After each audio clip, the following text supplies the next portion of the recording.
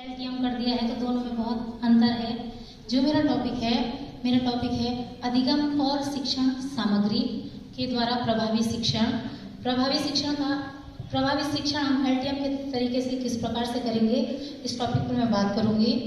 अधिगम और शिक्षण सामग्री, इसका तात्पर्य है कि वह अधिगम सामग्री जो कि हमारे शिक्षा में शिक्षण को अनुभवजन्य वातावरण प्रदान करती है, जो कि बच्चों को सीखने के लिए रोचकता प्रदान करती है, सरल होती है, हृदयग्राही होती है, वो हमारी अधिगम शिक्षण सामग्री कहलाती है। जबकि जो हमारा टीएलएम है, अब आपको मैं टीएलएम और एलटीएम में अंतर स्पष्ट करवा देती हूँ कि जो अधिगम और शिक्षण सामग्री है उसको एलटीएम कहते हैं, और जो ये एलटीएम है ये पूर्ण रूप से छात्रों पर केंद्रित है। लेकिन जो टीएलएम है, टीएलएम हमारे शिक्षण को संसाधन के रूप में हम उसमें काम करते हैं, और जो हमारा टीएलएम है वो हमारा शिक्षक पर केंद्रित है। जैसे कि अभी सर को कह रहे थे कि आपने टीएलएम बनाया तो क्या बच्चों की मदद ली है, तो जो टीएलएम है वो शिक्षक पर केंद्रित है। मेरा है एलटीएम, और मैंने जितने भी एलटीएम बनाए हैं मैंने बच्चों के साथ मिलकर के अपने एलटीएम बनाए हैं। अब जो एलटीएम है वो दो प्रकार से होते हैं।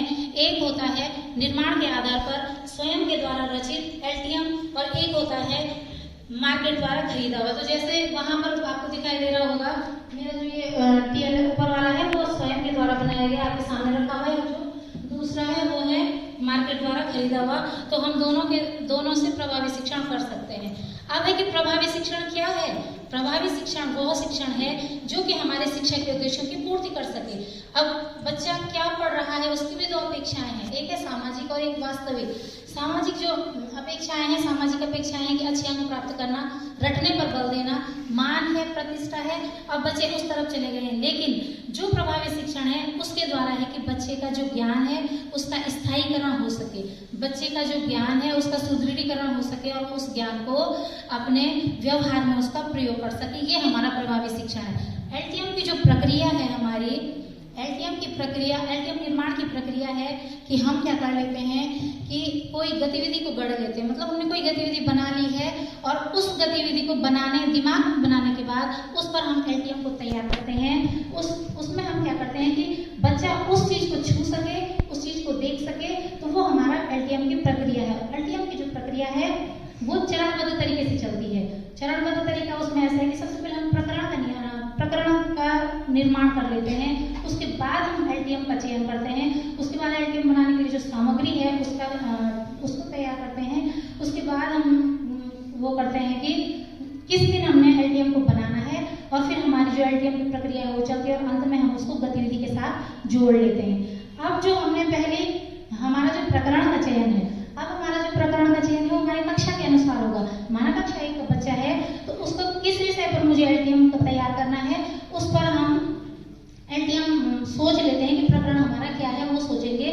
उसके बाद हम एलटीएम का चयन करेंगे। अब जब हमारा एलटीएम का चयन हो गया है कि मुझे हिंदी विषय पर या गणित विषय पर या आसपास विषय पर बनाना है, तो उसके लिए हमारे पास जो आसपास की सामग्रियां होती हैं, चाहे वो कार्डबोर्ड है, चाहे वो पेटियां हैं, चाहे वो कोई सी भी चीज है, उन चीजों स्थानीय चीजों से ही हम अपना एलटीएम तैयार करते हैं। एलटीएम के लिए हमारा, वैसे तो हम किसी दिन भी एलटीएम बना सकते हैं, लेकिन प्रतिभा दिवस को और अधिक मजेदार बनाने के लिए हम एलटीएम उस दिन बनाते हैं जितने उस महीने में बच्चों के जो चीजें छूट जाती हैं, ताकि वो एलटीएम की सहायता से उनका जो कॉन्सेप्ट है वो क्लियर हो जाए, उनके ज्ञान का सुदृढ़ीकरण हो जाए। इसलिए हम एलटीएम का निर्माण बच्चों के साथ करते हैं, क्योंकि जो बच्चों के आइडियाज होते हैं वो हमें नवाचार करने में काफी हेल्पफुल होते हैं।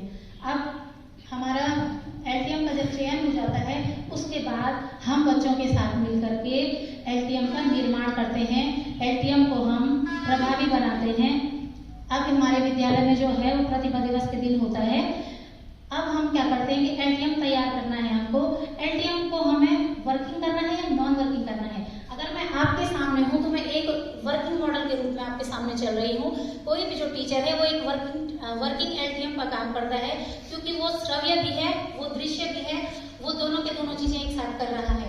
और हम इसके द्वारा ताकि हमारा जो एलटीएम है वो काफी आकर्षित हो, उसके लिए हम कलर पेपर, पेंसिल आदि का यूज करते हैं। इसके बाद हम क्या कर लेते हैं कि एलटीएम के द्वारा कोई गतिविधि कर लेते हैं। मेरा मतलब केवल ये नहीं होता है कि मैंने कोई भी एलटीएम बना लिया उससे केवल एक ही चीज निकलेगी। आपके सामने यहाँ पर वर्ग है तो केवल एक वर्ग बनाऊंगी, वर्ग के तहत आप बच्चों को 4 कोने 4 भुजाओं का ज्ञान तो दोगे, इसके आगे आप उसको आगे और पीछे करके ऑपोजिट वर्ड सिखा सकते हो। इसमें आप 4 एरो लगा करके बच्चों को दिशाओं का ज्ञान दे सकते हो। हमारा एलटीएम ऐसा नहीं है कि वो केवल एक ही भाषा एक ही चीज को तय करेगा। इसके बाद नेक्स्ट है कि हमारा एलटीएम का प्रयोग कैसा हो रहा है। जब हमारे बच्चे हमारे साथ एलटीएम बना रहे होते हैं तो उन्होंने जितनी चीजें उन्हें जिस समय बनाने का मौका दिया गया है उतना ही उन्हें प्रदर्शन करने का मौका दिया जाता है, और जब वो उस चीज को प्रदर्शित करते हैं तो उसके बाद उनके ज्ञान का सुदृढ़ीकरण हो जाता है। अब जिस प्रकार से मैंने ये एलटीएम बनाए हुए हैं, इनमें मेरा जो पहला है वो है आओ सीखें वर्णमाला। ये जो वर्णमाला का चार्ट बनाया हुआ है, जैसे कि आपने देखा होगा FLN के जो हमारे मेन बिंदु थे कि वर्ण की पहचान, वर्ण की जो ध्वनि है, तो बच्चे जब इनको देख लेते हैं तो एक तो उन्हें ध्वनि की पहचान हो जाती है, उसके बाद वो उसको देखते हैं, उसके बाद उसकी बनावट देख रहे हैं कि क्या है, और लास्ट में वो स्वतंत्र लेखन पर पहुंच जाते हैं। दूसरा है मेरा आओ सीखें वर्णमाला।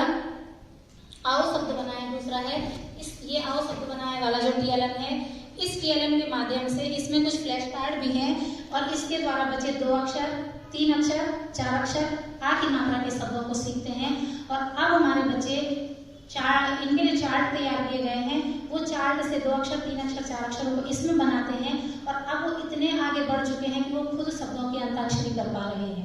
जब वो इतने शब्द सीख गए हैं, इसके बाद मैंने उन्हें तुकांत शब्द सिखाए हुए हैं। तो यहाँ पर आपको एक तुकांत शब्द का चार्ट दिख रहा होगा, इसके बैक साइड में साइड ना है तो इसके पीछे की तरफ से ला शब्द भी है।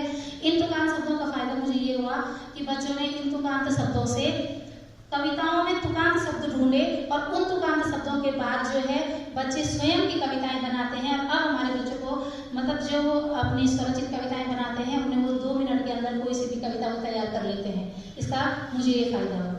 अब हमारे बच्चों की जब ये शब्दों का जो मेरा प्रक्रिया पूरी हुई है, इसके बाद हमारे बच्चे स्वयं की कहानी बना लेते हैं, स्वयं की कविताएं बना लेते हैं, और अब वो जो है कविता कहानी पर अब चित्र द्वारा भी वो कहानी बनाने लगे हैं। इसके बाद जो है हमारा स्थानीय मान, ये तुकांत शब्द हमारे बच्चे कर रहे हैं। तुकांत शब्दों के बाद ही बच्चों की स्लाइड दिखाई दे रही होगी, स्लाइड बच्चों ने कहानी बनाई हुई है, बीच में बच्चों की कविताएं हैं, और अब वो इस स्तर पर पहुंच चुके हैं। जब हम FLN की ट्रेनिंग कर रहे थे तो वहाँ पर हमें बताया जा रहा था कि चित्र पर आधारित कहानी का निर्माण करना, तो हमारे बच्चे चित्र पर आधारित कहानी का निर्माण स्वयं कर रहे हैं। नेक्स्ट है अल्फाबेट मशीन। इस अल्फाबेट मशीन की सहायता से बच्चे इस अल्फाबेट मशीन को घुमाते हैं आगे पीछे, इसमें A से Z तक लिखा हुआ है, और इसे जब बच्चे घुमाते हैं तो इससे उनको एक वर्ण लेटर की पहचान हो जाती है। लेटर की पहचान के बाद उस शब्द को बहुत ही आसानी तरीके से हर लेटर को पहचान कर, जैसे कहते हैं हम कई बच्चा M और W में कंफ्यूज कर रहा है, तो जब तक वो M और W तक आता है उसका कॉन्सेप्ट क्लियर हो जाता है कि N और M कैसा है, W कैसा है, मशीन श्रुति कैसी रखी हुई है। तो इससे बच्चों का जो इंग्लिश के वर्ड है वो सीख जाते हैं। जब बच्चों को अंग्रेजी के लेटर आ जाते हैं, इसके आगे का जो नेक्स्ट स्टेप है वो है वर्ड बिल्डिंग। इसमें भी मैंने फ्लैश कार्ड बनाए हुए हैं, इसमें भी बच्चों को बच्चे फ्लैश कार्ड से लेटर लिख लेते हैं A से Z तक। जरूरी नहीं है कि वो एप्पल लिखें या कुछ लिखें, जितने उन्हें A से सिखाए हुए हैं या जितने उन्हें आते हैं वो उतने यहाँ पर बनाते हैं। उसके बाद बच्चे इस वर्ड बिल्डिंग की सहायता से राइमिंग वर्ड भी सीख लेते हैं। नेक्स्ट है हमारा स्थानीय मान। स्थानीय मान का जो वो है वो ये है, और इसकी स्ट्रिप ये है रखी हुई, ये मैंने बच्चों को लाख तक का सिखाया हुआ है इसमें स्थानीय मान को। इसके द्वारा जो बच्चे हैं लाख तक के स्थानीय मानों को खुद कर लेते हैं। 0 से 9 तक की ये स्ट्रिप है। नेक्स्ट है हमारा पहाड़े, और इस पहाड़े के द्वारा हमारे जो बच्चे हैं ये NEP 2020 के बेस पे, जैसे लर्न फॉर है ना, तो ये उसके बेस से बनाया गया कि बच्चे अपना मूल्यांकन स्वयं करते हैं। ये 3 है, इसमें 3 का पहाड़ा है। अगर बच्चे जब खुद बोल रहे हैं तो उसके नीचे उसका पहाड़ा लिखा हुआ है, तो इससे बच्चे स्वतः मूल्यांकन कर रहे हैं। इनसे मुझे जो परिणाम प्राप्त हुए हैं, इससे पहला है कि सीखने के जो प्रतिफल हैं हमारे बच्चों के, वो हमने उनको बहुत आसानी से प्राप्त किया है। इसके बाद जो हमारे शिक्षण उद्देश्य ज्ञान, बोध, अनुप्रयोग और कौशल जो हमारे शिक्षण उद्देश्य हैं उनकी प्राप्ति हुई है। बच्चों के निचले स्तर से और उच्च स्तर तक के जो हमारे शिक्षण के उद्देश्य हैं वो प्राप्त हुए। इसके अलावा हमारे बच्चों को स्वतंत्र लेखन, कहानी लेखन, कविता लेखन, ये सभी उद्देश्य प्राप्त हुए हैं। अंत में से कुछ अन्य परिणाम जो है वो ये है कि मैंने केवल एक मशीन बनाई हुई थी, इसे देख करके हमारे बच्चे ने मशीन खुद बनाई हुई है स्वर की। तो ये हमारे बच्चों के द्वारा बनाई गई मशीन है, उसमें इस मशीन को देख करके ऐसा लगता है कि LTM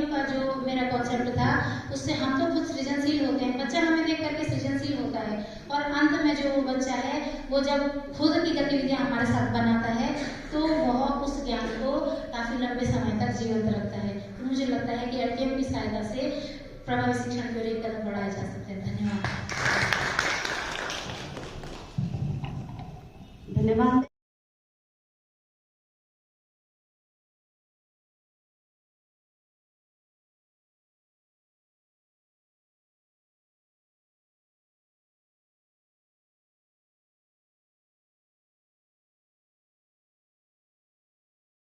सीमा नौटियाल मैम का भी मैं बहुत धन्यवाद करता हूँ।